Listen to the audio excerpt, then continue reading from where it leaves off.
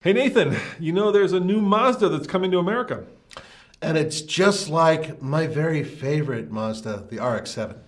It is, and how is that? Well, let's get to it. Let's wait till we get to it. It's called the Mazda MX-30, and it's over your shoulder there. Do you like the guy who's driving it? No, I hate him. No, Why? I hate the guy. Hey, oh God, just don't even get me started Don't on like the way. don't like the jeans with the sport coat? No, just yeah, I don't want to get snarky, but Did somebody like that once steal your girlfriend, Nathan?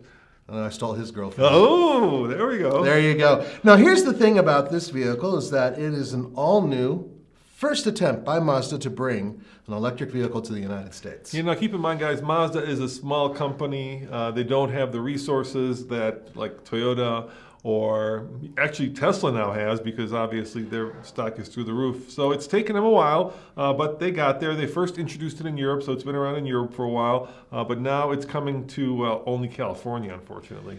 Yeah, that's So for far. now. It could be like a lot of other electric vehicles that start off on the coasts and then work their way into other systems, and that's what we're kind of hoping here. So before we get into it, it's over there over your shoulder. What do you think of the looks of it?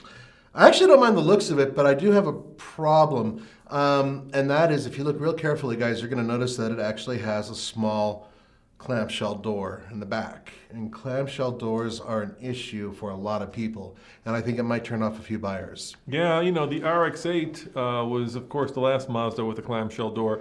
The FJ Cruiser has one. It's one of Yeah. those things where if you're in the passenger seat of the vehicle, you're fine, but if you're in the back seat, you got to wait for either the passenger or the driver to let you out. That's exactly the point. But in terms of looks, I mean, Mazda's been knocking out of the park in terms of exterior design. I think this is a handsome vehicle. It looks like a Mazda. It doesn't really strike me as something that is as, I don't know, masculine or hard-hitting as some of the other vehicles out there. Recently, Hyundai's had some really cool-looking designs, and Kia as well.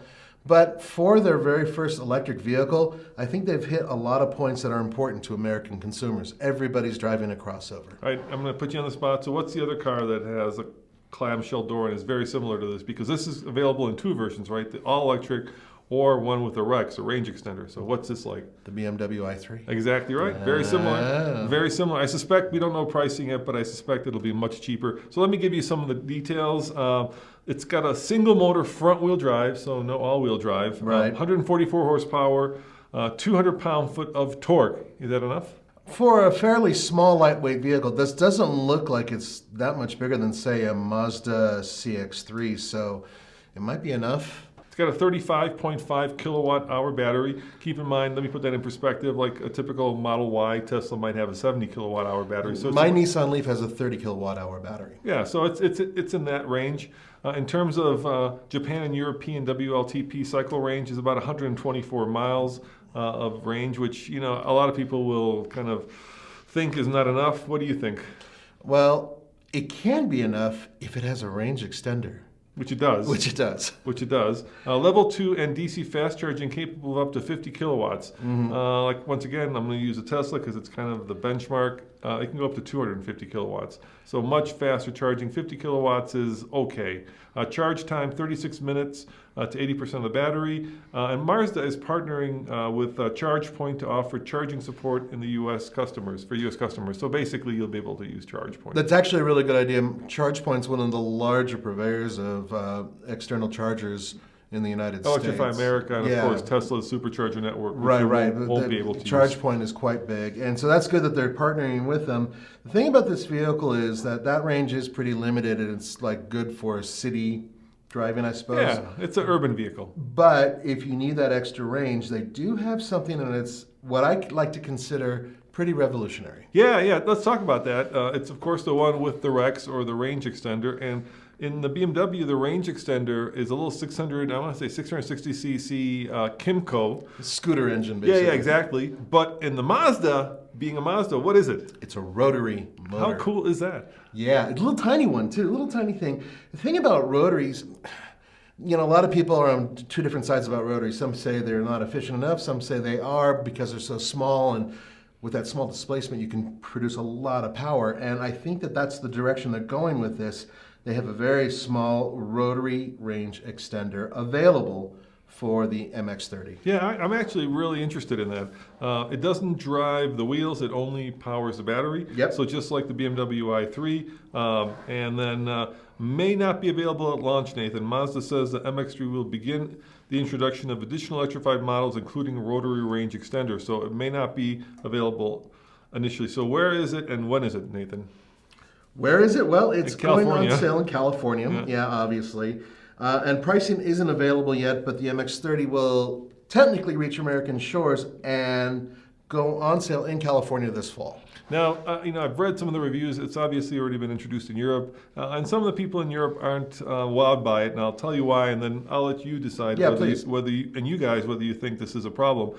First of all, let's face it, the BMW i3 has been around 2014, 2013, so it's been around. They're not breaking any new ground with the Rex. But having said that, I love. We had an i3. Andre bought it. His wife is driving it every day. I love the Rex concept.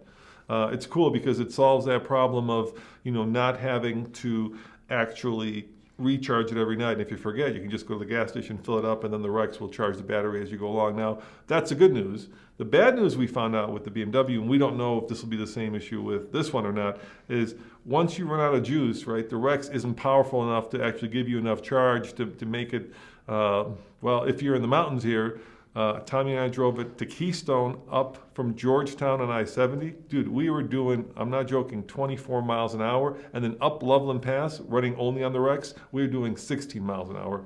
And going up I-70 at 24 miles an hour is terrifying.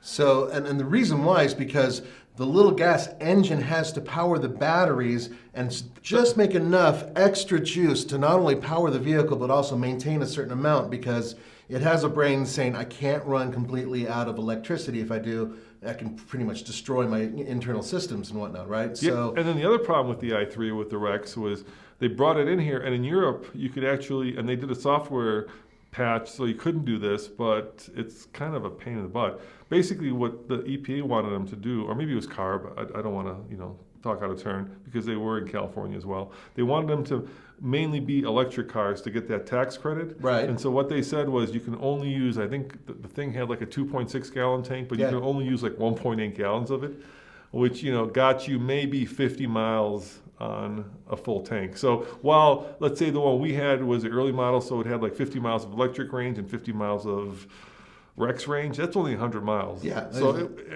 that's not exactly, that's not great. No, it's not like I'm going to cross the country range without stopping every hour. Well, I think that's one of the big misconceptions about these Rex cars is the fact that they're not vehicles. Even though you get rid of some of that range anxiety, you still have limited range. Now, there are some companies out there that are proposing some much more powerful batteries added to these Rex vehicles, but that's not happening right now, and that's not happening with this Mazda MX-30. So those are the pluses and the minuses of the thing, but I love it actually. I think it's cool. I'd love to get my hands on one. The other issue, of course, is you're basically bringing around two power plants, right? Because you're doing both gas and electric. You've got an electric motor and a rotary engine in this case, and that's a lot of weight, and that uses more fuel, yada, yada, yada. Yeah, we don't know how much fuel that this vehicle is going to hold. I'm guessing it's going to be not a lot. Yeah, probably not. But that rotary engine, I'm hearing stories about it being super lightweight and super compact. So as a generator, I think that's a really cool thing, and I'm so happy that Mazda stuck with rotary in one particular way. Now I'm reading the notes here. Zach says that, Andre may feel the same way, by the way, that there is some Mazda weirdness here, like a floating center console, electronic shifter, and a screen for climate controls. So, we'll have to try that to see how it works. Oh, yeah. We're going to play, for sure. And what's really interesting about this vehicle is that it's the harbinger. It's the first of Mazda's electrified assault on the United States. Once again, we mentioned that they're a company that they don't have the means to really hit it hard. They have to slowly get there. So this is just their first vehicle. From what we're hearing, they're going to have some plug-in hybrids that'll eventually be brought into the fold, and then some other EVs that we're expecting to see in the near future. As my first real car was an RX-7. In the back of my mind, I can't help but hope and feel and pray that at some point this paves the way for like an RX-9. It would be really cool. I mean, an all-electric RX-9. Wouldn't that be cool? Yeah, like a proper sports car that's based. That would be awesome. I've had technically 5 Mazdas in my lifetime, 5, including the ones that my wife has beaten severely. And the thing is that I really do think they're a quality company. They just need a couple winners in order to kind of maintain and get to that next step. So hopefully we'll be seeing a lot more of them in the future. Electrified Miata MX-5, that would be cool too. It could be cool. There's not a lot of room for batteries in that little guy. Yeah, there's not Not a lot of room for anything in that little guy. including a very what does Starbucks call their small coffee? I don't drink Like it. the Venti, and then there's the Whatever the mini smallest, Chano. whatever the tiny one is, you can't even get that in a Mazda Yeah. without severely overloading the payload. Yeah, there are some issues And about cup holder restraints. But yeah, I'm a big fan of Mazda. I mean, it's one of the last companies that still puts like driving ahead of everything else. Exactly. And you got to respect that. Look, you look at BMW i3, it sold, but it wasn't exactly an out of the park smash hit. You know what I mean?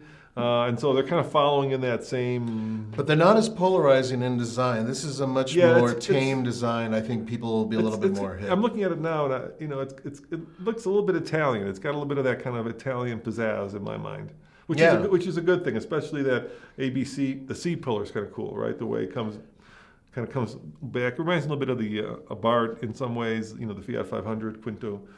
So yeah, it's okay. I hope. I hope.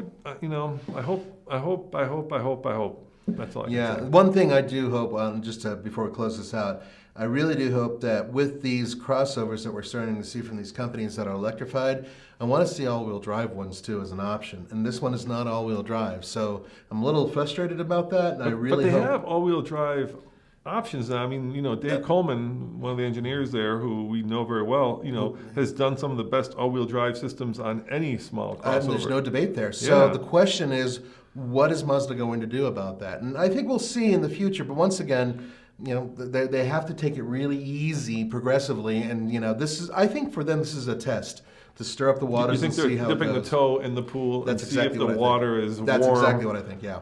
Yeah. In America, we have a long. So it's actually good because, like in Europe, right? In the Scandinavian country, electric car adoption is through the roof. It's like, more than 50% of all new cars. Oh, are yeah. electric. Yeah, it's crazy. And it's starting to trend that way in Germany as well. Mm-hmm. In America, dude, electrification, not electric cars, 2%.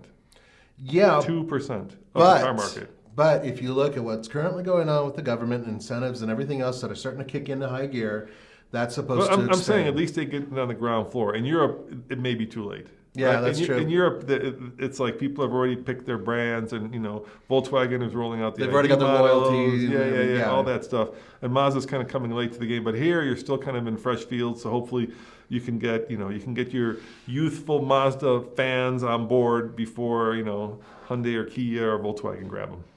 All right, guys. Well, you heard it here, and we are looking forward to driving one. Truly.